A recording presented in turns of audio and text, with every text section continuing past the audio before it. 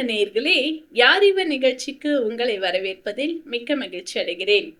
அன்பில்லாத உலகம் என்று நாம் சாதாரணமாக கூறுவது வழக்கம். மனிதர்கள் தங்களை நேசிக்கிறவர்களை மட்டுமே நேசிக்கின்றார்கள். தங்களுக்கு அவர்களாலே ஏதாவது நன்மை உண்டென்றால் அவர்களை நேசிப்போம். மனிதனின் அன்பு நிலையானது அல்ல. நம்மை உண்மையாக நேசிக்கிறார்கள் என்று பலரிடம் ஏமாந்த அனுபவங்கள் நம்மில் பலருக்கும் உண்டு. நம்முடைய உறவுகளிடமும் நெருக்கமாக பழகியவர்களிடமும் உண்மையான அன்பை காண முடிவதில்லை. ஆனால் நம்மை படைத்த தெய்வம் நாம் எப்படிப்பட்டவர்களாக இருந்தாலும் நம்மை உண்மையாக நேசிக்கிறார் என்பதை பரிசுத்த வேதாகமத்திலிருந்து நமக்கு விளக்க வருகிறார் திரு நாகராஜன் அவர்கள்.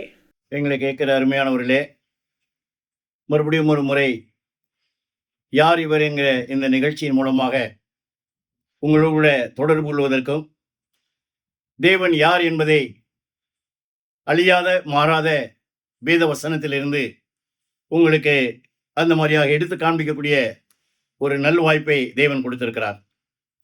எனவே நீங்களும் தொடர்ந்து இந்த நிகழ்ச்சிகளை கேட்டு இந்த உலகத்திலே நாம் ஆராதிக்கிற தேவன் யார், அவர் நமக்கு என்ன செய்தார், அவருக்கும் நமக்கும் தேவனுக்கும் உள்ள தொடர்பு என்ன என்பதை நம்முடைய வாழ்க்கையில அறிந்து அனுபவித்து ஆண்டவரை சேவிக்க வேண்டும். எனவே ஒரு குருட்டு பக்தி அல்ல, தெய்வத்தை அறிந்த பக்தி அல்லது ஆண்டவரை அறிந்த பக்தி தான் அசைக்க முடியாத ஒரு பக்தியாக இருக்கிறது. வேத புஸ்தகத்திலே தேவனை பற்றி சொல்லுகிற வேளையிலே 1 யோவான் 4 அதிகாரம் 8வது வசனத்தில் எழுதியிருக்கிறது, தேவன் அன்பாகவே இருக்கிறார் என்று எழுதப்பட்டிருக்கிறது. அன்பாகவே என்று சொன்னால் அவர் தொடர்ந்து வாழ்நாள் முழுவதும் எல்லா சூழ்நிலையிலும் அவர் அன்பாகவே இருக்கிறார் என்று வாசிக்கிறோம். அது நிகழ்காலத்திலே சொல்லப்பட்ட ஒரு வார்த்தையாக இருக்கிறது. எனவே நாங்கள் அறிவிக்கிற கர்த்தராகிய இயேசு கிறிஸ்து அவர் அன்பாகவே இருக்கிறார். அவர் ஒரு அன்புள்ள தேவன். இன்றைக்கு நாம் வாழுகிற இந்த உலகத்திலே அன்பில்லாத ஒரு உலகத்திலே நாம் வாழுகிறோம். அன்பில்லாத மனிதர்கள் மத்தியிலே வாழுகிறோம். இன்றைக்கு உலகத்திலே உலக யுத்தங்களுக்கும் நாச வேலைகளுக்கும் அடிப்படை காரணம் அன்பில்லாமையே. அக்கிரமம் மிகுதியாவதனாலே அநேகருடைய அன்பு தணிந்து போகும் என்று வேதத்திலே எழுதப்பட்டிருக்கிறது. அன்பில்லாமைக்கு அடிப்படை காரணம் மனிதனுடைய அக்கிரமமும் மனிதனுடைய பாவமும். கடைசி காலங்களிலே மனிதர்கள் எப்படி இருப்பார்கள் என்று பைபிளிலே எழுதப்பட்டிருக்கிறது.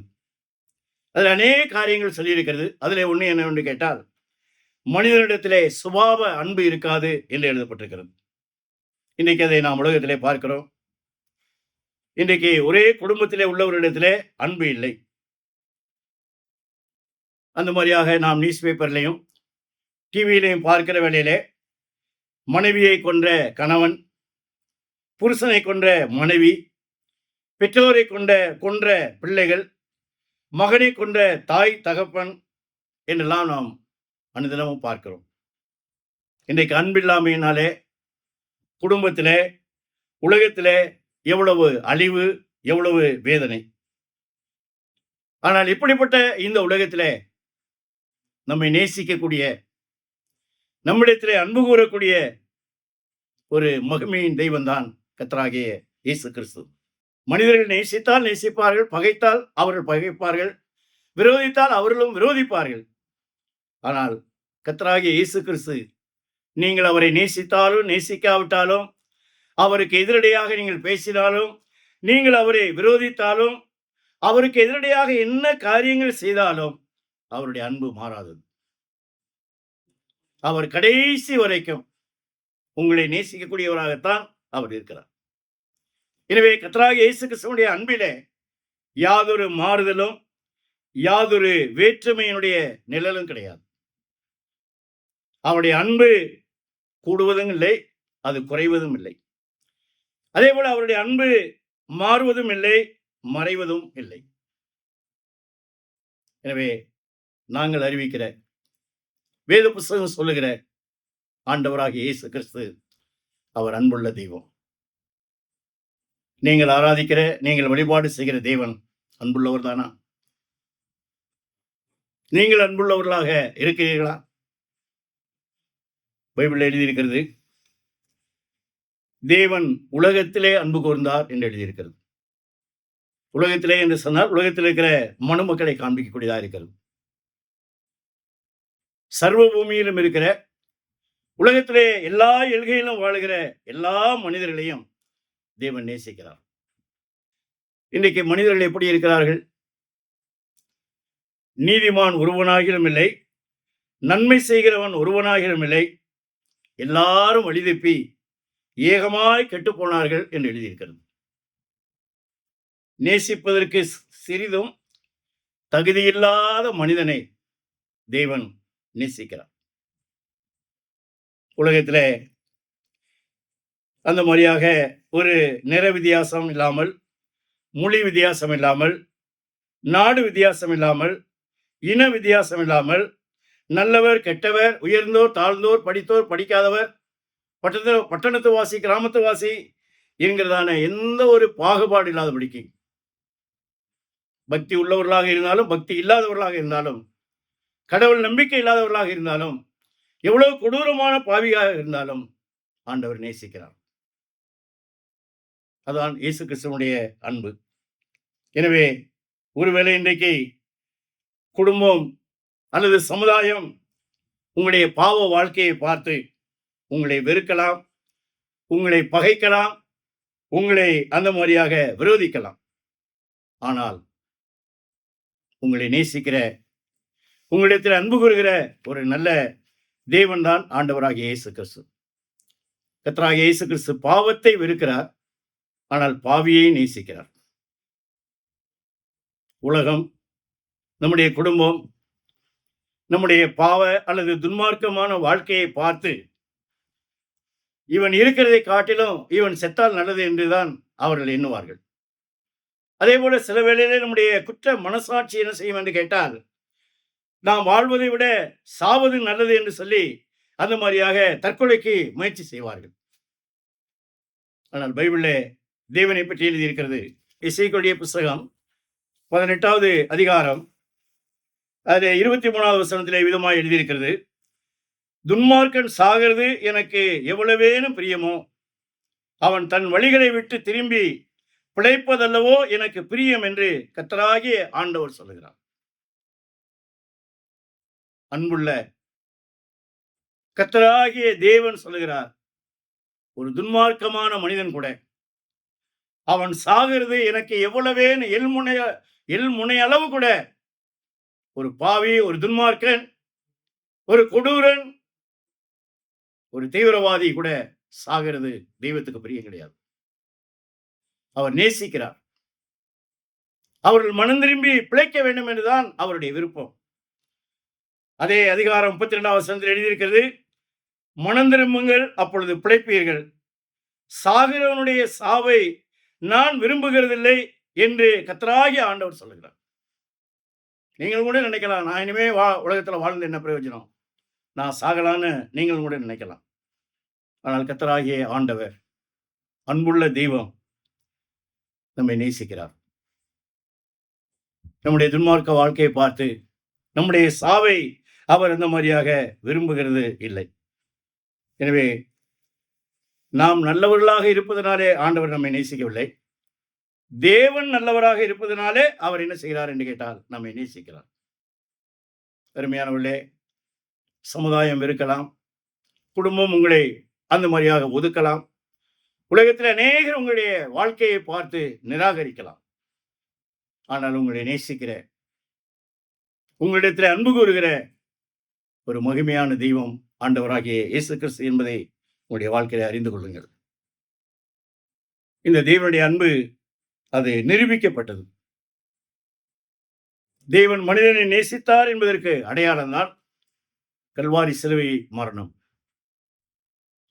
பைபிள் எழுதியிருக்கிறது, நாம் பாவிகளாய் இருக்கையில் கிறிஸ்து நமக்காக மரித்ததினாலே தேவன் நம்மேல் வைத்த தமது அன்பை விளங்க பண்ணுகிறார் என்று எழுதியிருக்கிறது.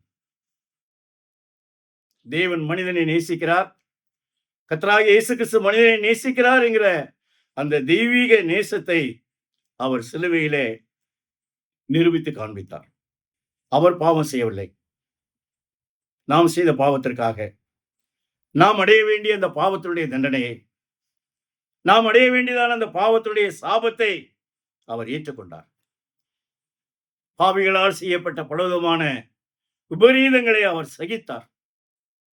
அவருடைய கன்னத்திலே அறைந்தார்கள், அவருடைய தலையிலே குட்டினார்கள், அவருடைய கைகளிலும் கால்களிலும் ஆணிகளால் அடித்தார்கள், அவருடைய விழாவிலே ஈட்டியினாலே குத்தினார்கள். உலகத்தில் எந்த ஒரு தீவிரவாதிக்கு கூட நடைபெறாத அநேக கொடுமையான வேதனைகளை ஆண்டவராகிய இயேசு கிறிஸ்து நம்மீது வைத்த அந்த அன்பினாலே சகித்தார். அன்பு சகலத்தையும் தாங்கும், அன்பு சகலத்தையும் சகிக்கும் என்று வேதத்தில் எழுதப்பட்டிருக்கிறது போல, ஆண்டவராகிய இயேசு கிறிஸ்து நம்மீது வைத்த அந்த அன்பினாலே அவருடைய உச்சந்தலையிலிருந்து உள்ளங்கால் வரைக்கும் அவருடைய தன்னுடைய சர்வ சரீரத்தையும் சிலுவையிலே பாவ நிவாரண பலியாக, குற்ற நிவாரண பலியாக தன்னுடைய சொந்த உயிரை கொடுத்து, தன்னுடைய சொந்த இரத்தத்தை சிந்தி அந்த தேவ அன்பை வெளிப்படுத்தினார். அருமையானவர்களே, சிலுவை தேவனுடைய அன்பை நமக்கு காண்பிக்கக்கூடியதாக இருக்கிறது. பாவிகளாகி நம்மை நேசித்து நம்முடைய உயிரை வாங்காதபடிக்கு தன்னுடைய உயிரை கொடுத்து, நாம் செய்த பாவத்துக்காக நம்மை இரத்தம் சிந்த வைக்காதபடிக்கு அவர் தம்முடைய சொந்த இரத்தத்தை சிந்தி நம்முடைய பாவத்தை அவர் மன்னிக்கிறவராக இருக்கிறார். பைபிள் எழுதியிருக்கிறது. யோவான் 15வது அதிகாரம் 13வது வசனத்தில் எழுதப்பட்டிருக்கிறது, ஒருவன் தன் சிநேகிதனுக்காக தன் ஜீவனை கொடுக்கிற அன்பிலும் அதிகமான அன்பு ஒருவனிடத்திலும் இல்லை என்று எழுதியிருக்கிறது. தன் ஜீவனை கொடுக்கிற அன்பிலும் அதிகமான அன்பு உலகத்தில் இல்லை. அருமையானவர்களே, நீங்கள் ஆராதிக்கிற தேவன் உங்களுக்காக உயிர் கொடுத்ததாக சரித்திரம் உண்டா? அந்த தேவன் உங்களை நேசிக்கிறார் என்பதை நீங்கள் உங்களுடைய வாழ்க்கையில அறிந்திருக்கிறீர்களா? கர்த்தராகிய இயேசு கிறிஸ்து சிலுவையிலே ஜீவன் கொடுத்தார், தன்னுடைய உயிரை கொடுத்தார், தன்னுடைய இரத்தத்தை சிந்தினார், தன்னுடைய அன்பை வெளிப்படுத்தினார். எனவே இயேசு கிறிஸ்து யார் என்று கேட்டால் அவர் அன்புள்ள தேவன். அதோடு மாத்திரமல்ல, தேவனுடைய அன்பு என்ன செய்கிறது என்று கேட்டால் நம்முடைய பாவத்தை அது மன்னிக்கிறது. பைபிள் எழுதியிருக்கிறது, அன்பு திரளான பாவங்களை மூடும் என்று எழுதியிருக்கிறது. தேவன் பாவியின் மேலே கோபம் கொள்ளாமல் பாவியின் மேலே கிருபையும் இரக்கமும் அன்பும் உள்ளவராக அவர் என்ன செய்கிறார் என்று கேட்டால் பாவத்தை மன்னிக்கிறார். மனித வாழ்க்கையிலே மிகவும் அவசியமானது பாவம் மன்னிப்பு. பாவம் தேவனுக்கு விரோதமானது. அதை மன்னிப்பதற்கு இந்த உலகத்திலே ஆண்டவராகிய இயேசு கிறிஸ்து ஒருவருக்கு மாத்திரமே அதிகாரம் உண்டு. மனிதனுடைய பாவத்தை மன்னிப்பதற்கு இந்த உலகத்திலே வேற யாருக்கு அதிகாரம் கிடையாது. கர்த்தராகிய இயேசு கிறிஸ்து ஒருவருக்கு மாத்திரமே அதிகாரம் உண்டு. காரணம், அவர்தான் பாவ மன்னிப்புக்காக உயிர் கொடுத்தவர், இரத்தம் சிந்தினவர், மரித்து அடக்கம் செய்யப்பட்டு 3வது நாள் உயிரோடு கூட எழுந்து அவர் இன்றைக்கும் ஜீவிக்கிறவராக இருக்கிறார். எனவே தேவ அன்பு நம்மை தண்டிக்கவில்லை, நம்முடைய பாவத்தை அவர் மன்னிக்கிறவராக இருக்கிறார். நீங்கள் இந்த பைபிளை படிப்பீர்கள் என்று சொன்னால், ஒரு பாவியான ஸ்திரீ ஆண்டவராகிய இயேசு கிறிஸ்துவிடத்தில் வருகிற வேளையில அந்த ஊரில் இருக்கிறவர்கள் எல்லாரும் அவளை ஏற்றுக்கொள்ள மறுக்கிறார்கள். ஆனால் ஆண்டவராகிய இயேசு கிறிஸ்து அந்த ஸ்திரீயை ஏற்றுக்கொண்டார். அவர் அவளை பார்த்து சொன்னார், உன் பாவங்கள் உனக்கு மன்னிக்கப்பட்டது என்று சொன்னார். நீ சமாதானத்தோடே போ என்று அவர் சொன்னார். பாவத்தினாலே சமாதானத்தை இழந்து நிற்கிறீர்களா? பாவ மன்னிப்பில்லாதபடிக்கு குற்ற மனசாட்சியினாலே ஜீவிக்கிறீர்களா? கர்த்தராகிய இயேசு கிறிஸ்துவின் அன்பு உங்களுடைய பாவத்தை மன்னிக்கிறது. உங்களுடைய பாவங்களை மன்னித்து அவர் உங்களுக்கு ஒரு மெய்யான சமாதானத்தை அவர் கொடுக்கக்கூடியவராக இருக்கிறார். இன்னைக்கு உலகத்திலே மனிதர்கள் நிலைநிற்கிறார்கள் என்று சொன்னால் தேவனுடைய மன்னிப்பு. பைபிள் எழுதியிருக்கிறது, 130வது சங்கீதம் 3-4 வசனங்களிலே விதமாக எழுதப்பட்டிருக்கிறது, கர்த்தாவே, நீர் மனுஷனுடைய அக்கிரமங்கள் எல்லாம் கவனித்திருப்பீரானால் யார் உமக்கு முன்பாக நிலை நிற்பான்? ஆனாலும் உமக்கு பயப்படும்படிக்கு உம்மிடத்திலே மன்னிப்பு உண்டு என்று எழுதப்பட்டிருக்கிறது. உலகத்திலே எந்த ஒரு மனிதனும் 100% உண்மையாக வாழ முடியாது. நம்முடைய வாழ்க்கையிலே தவறு தப்பிதங்கள் வருகிற வேளையில நம்முடைய தவறை உணர்ந்து ஆண்டவரிடத்தில் வருகிற வழியில ஆண்டவர் நம்முடைய பாவத்தை மன்னிக்கிறார். 10 பைசா கூட பாவ மன்னிப்புக்காக செலவு செய்ய வேண்டாம். ஆண்டவராகிய இயேசு கிறிஸ்துவே, ஆண்டவரே, நீர்தான் என்னுடைய பாவத்தை மன்னிக்கிறவர். நீர்தான் சிலுவையில் என்னுடைய பாவத்தை பரிகரித்தவர். நீர் சிலுவையிலே சிந்தின அந்த இரத்தத்தினால்தான் எனக்கு பாவ மன்னிப்பு உண்டு. என்னுடைய பாவ மன்னிப்புக்காக உம்முடைய சொந்த இரத்தத்தை சிந்தினீர். நான் அதை விசுவாசிக்கிறேன் என்று சொல்லி நீங்கள் ஏற்றுக்கொள்வீர்கள் என்று சொன்னால் ஆண்டவர் உங்களுடைய பாவத்தை மன்னிப்பார். உங்களுடைய வாழ்க்கையில பாவம் மன்னிக்கப்பட்ட நிச்சயம் உண்டா? படிப்பு இருக்கிறது, பணம் இருக்கிறது, பதவி இருக்கிறது, உலக பிரகாரமான எல்லாம் உங்களுடைய வாழ்க்கையில் இருக்கிறது. ஆனால் பாவம் மன்னிக்கப்பட்ட நிச்சயம் உண்டா? அன்புள்ள இயேசு கிறிஸ்து உங்களுடைய பாவத்தை மன்னிக்கிறார். மனிதன் தன்னுடைய பாவ மன்னிப்புக்காக என்ன செய்ய வேண்டும்? உபவாசம் இருக்க வேண்டியதில்லை, காணிக்க கொடுக்க வேண்டியதில்லை.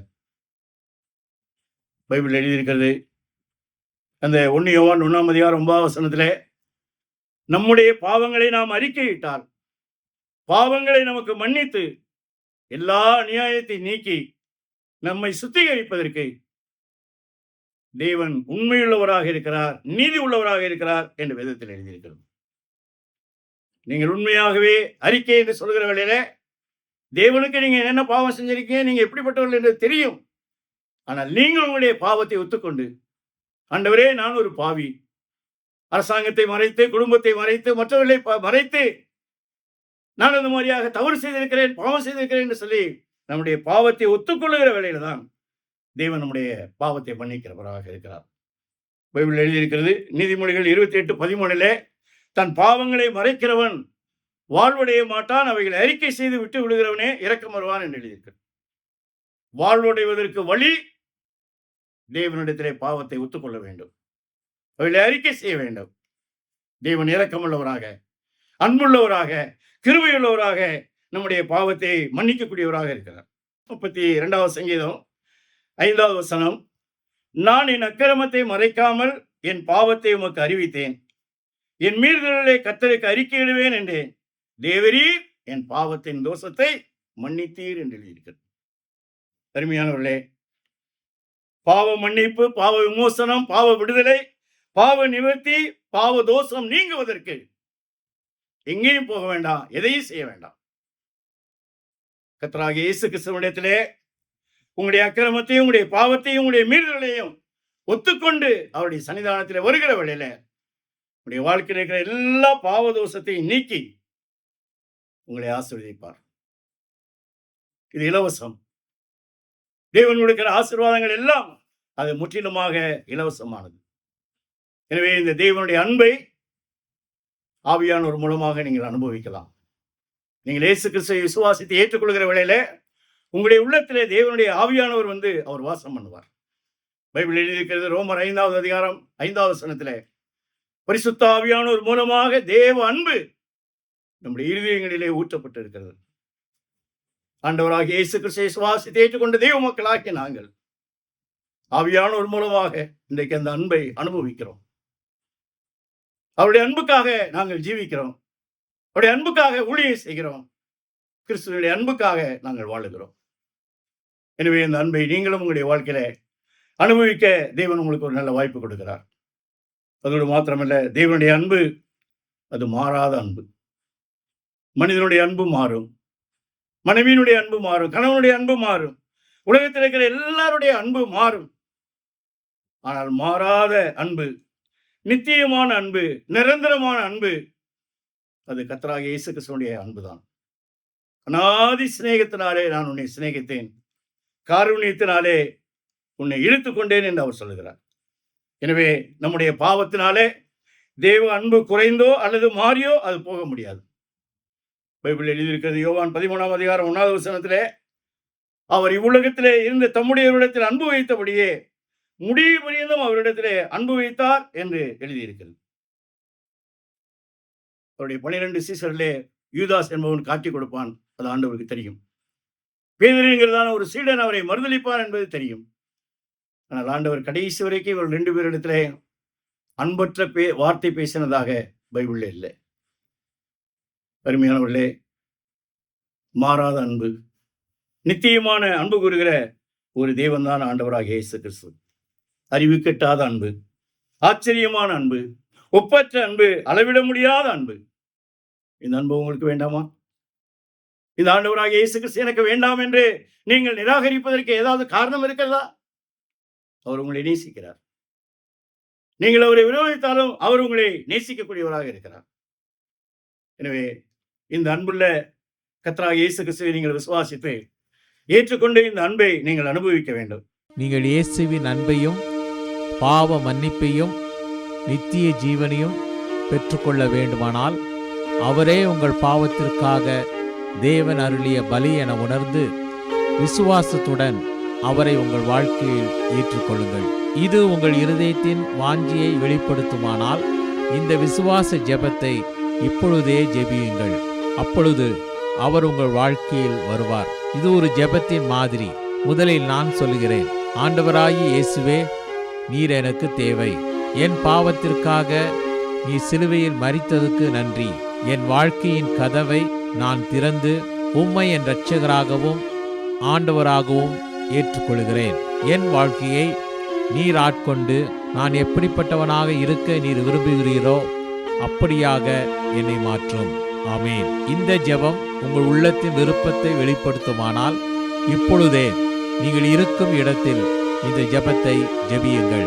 நான் இந்த ஜெபத்தை ஒவ்வொரு வாக்கியமாக சொல்லும்போது நீங்களும் அமைதியாக சொல்லுங்கள். ஆண்டவராகிய இயேசுவே, நீர் எனக்கு தேவை. என் பாவத்திற்காக நீ சிலுவையில் மரித்ததுக்கு நன்றி. என் வாழ்க்கையின் கதவை நான் திறந்து உம்மை என் இரட்சகராகவும் ஆண்டவராகவும் ஏற்றுக்கொள்கிறேன். என் வாழ்க்கையை நீர் ஆட்கொண்டு நான் எப்படிப்பட்டவனாக இருக்க நீர் விரும்புகிறீரோ அப்படியாக என்னை மாற்றும். ஆமேன். இப்பொழுது நீங்கள் இந்த விசுவாச ஜெபத்தை ஜெபித்துள்ளீர்கள். இயேசு கிறிஸ்துவை உங்கள் வாழ்க்கையில் வரும்படி அழைத்திருக்கிறீர்கள். அவரை வேண்டிக் கொள்ளும்போது அவர் வருவதாக வாக்களித்துள்ளதால் அவர் வாக்களித்தபடியே வந்துள்ளார் என்பதை நிச்சயமாய் அறிந்து கொள்ளுங்கள். மேலும் உங்கள் பாவங்கள் மன்னிக்கப்பட்டது என்றும் நீங்கள் தேவனுடைய பிள்ளையாகி நித்திய ஜீவனை பெற்றுக்கொண்டீர்கள் எனவும் உறுதி கொள்ளுங்கள். நேசிக்கிற நல்ல ஆண்டவரே, மறுபடியும் உம்முடைய நல்ல நாமத்தை நாங்கள் ஸ்தோத்திரிக்கிறோம். நீர் ஒருவரே இந்த உலகத்திலே அன்புள்ள தெய்வம். நீர் மனிதனை நேசிக்கிறீர் என்பதனுடைய அடையாளமாக கல்வாரி சிலுவையிலே உடைய சொந்த ஜீவனையும் உடைய சொந்த ரத்தத்தையும் சிந்தி அந்த அன்பை நீர் வெளிப்படுத்தினீர். இன்றைக்கு தெய்வ ஆவியானவர் மூலமாக அந்த அனுபவிக்கக்கூடிய பாக்கியத்தை எங்களுக்கு கொடுத்திருக்கிறீர். எனவே வசனம் கேட்ட யாவரும், கர்த்தாவே, நீர் ஒருவரே அன்புள்ள தெய்வம், நீர் ஒருவரே ஜீவனுள்ள தேவன், நீர் ஒருவரே உண்மையுள்ள தெய்வம் என்பதை தங்களுடைய வாழ்க்கையில அறிந்து விசுவாசித்து உம்முடைய அனுகிரகத்தோடு கூட உம்முடைய மகிமைக்காக அவர் வாழ அனுகிரகம் பாராட்டும். வசனம் கேட்ட யாவரையும் உடைய கிருபையின் வசனத்துக்கும் உடைய வல்லமையுள்ள ஆவியானவருக்கும் உடைய தெய்வீக ரட்சிப்புக்கும் நாங்கள் ஒப்புக் கொடுக்கிறோம். நீரே காத்துக்கொள்ளும் ஆசீர்வதியும் உம்முடைய நாமம் மாத்திரம் மகிமைப்படுவதாக. மறுபடியும் ஒரு முறை இந்த வேண்டுதலையும் விண்ணப்பத்தையும் கர்த்தராகிய இயேசு கிறிஸ்துவின் பரிசுத்த நாமத்திலே தாழ்மையோடு ஆசீர்வதிக்க கேட்கிறோம் எங்கள் ஜீவனுள்ள நல்ல பிதாவே. ஆமென்.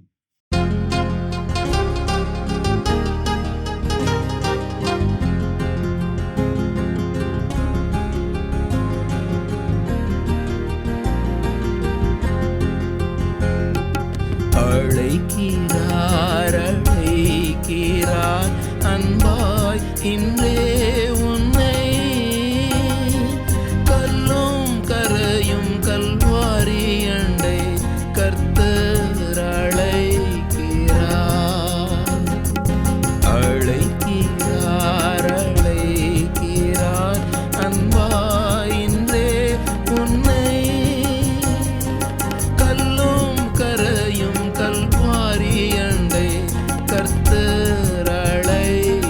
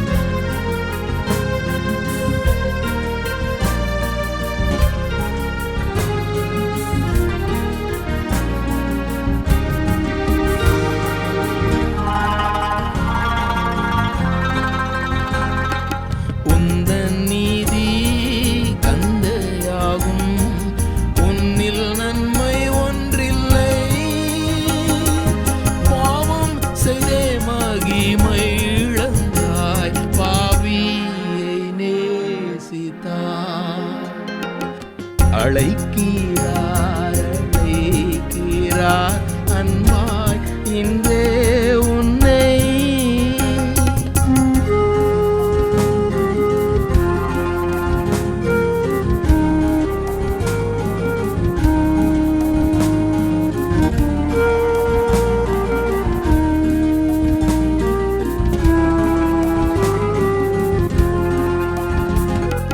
பாவங்களை மறைப்பவன் பாரில் வாழ்வை அடையா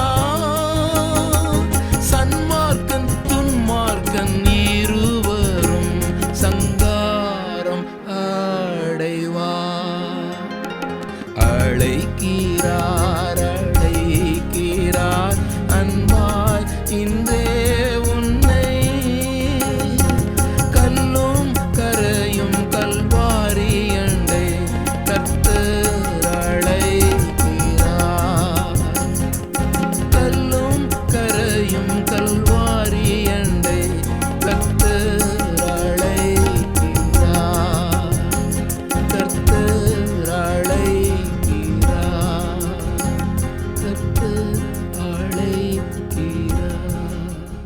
இயேசு கிறிஸ்து நாம் அவருக்கு பிரியமாக வாழ்ந்தாலும் வாழாவிட்டாலும் நம்மை நேசிக்கிறார் என்றும் நமக்காக அவர் மரித்து தன்னுடைய அன்பை வெளிப்படுத்தினார் என்றும் கேட்டோம். நம்மை பாவத்திலிருந்தும் அதன் தண்டனையிலிருந்தும் விடுவிக்கவே தெய்வமாய் இருந்த இயேசு கிறிஸ்து இந்த உலகில் மனிதனாக வந்து நம்முடைய பாவத்தை தன் மீது ஏற்றுக்கொண்டு நமக்கு பதிலாக சிலுவையில் ரத்தம் சிந்தி மரித்து தன்னுடைய அன்பை வெளிப்படுத்தினார். மரித்த இயேசு கிறிஸ்து அடக்கம் பண்ணப்பட்டு 3ஆம் நாள் உயிருடன் எழுந்தார். உங்களுடைய தவறுகளை இயேசு கிறிஸ்துவிடம் சொல்லி அவர் உங்களுக்காக மரித்தார் என்று நம்பி அவரை உங்கள் வாழ்க்கையில் ஏற்றுக்கொண்டு உங்கள் வாழ்க்கையை அவருடைய கரத்தில் ஒப்புக் கொடுக்கும் போது உங்கள் பாவத்தை மன்னித்து பாவத்தில் இருந்தும் அதன் தண்டனையில் இருந்தும் உங்களை விடுவித்து அவருடைய அன்பை அறிந்து கொள்ளும் ஸ்லாக்கியத்தை கொடுப்பார். உங்களை நேசிக்கிற இயேசு கிறிஸ்துவை ஏற்றுக்கொண்டு அவருடைய அன்பை அறிந்து வாழ விரும்புகிறீர்களா? உங்களுக்கு ஆலோசனை கூறவும் உங்களுக்காக ஜெபிக்கவும் ஆவலா இருக்கிறோம். இந்த நிகழ்ச்சி குறித்து உங்கள் கருத்துக்களையும் கேள்விகளையும் எங்களுக்கு தெரியப்படுத்துங்கள். எங்கள் முகவரி ஒளியும் வாழ்வும் இயக்கம், C26, ஜெய்நகர், திருவெரும்பூர், திருச்சிராப்பள்ளி 620013. அலைபேசி எண் 7598137441 மற்றும் 9487007441. Email ID tv@lala.org.in. இவ்வளவு நேரம் நிகழ்ச்சியை கண்டு கழித்தமைக்கு நன்றி. இயேசு கிறிஸ்துவின் அன்பை அறிந்து கொள்வதால் கிடைக்கும் உண்மையான மகிழ்ச்சி உங்கள் உள்ளங்களையும் இல்லங்களையும் நிரப்புவதாக. ஒளியும் வாழ்வும் இயக்கம் சார்பாக உங்களுக்கு எங்கள் வாழ்த்துக்கள். வணக்கம்.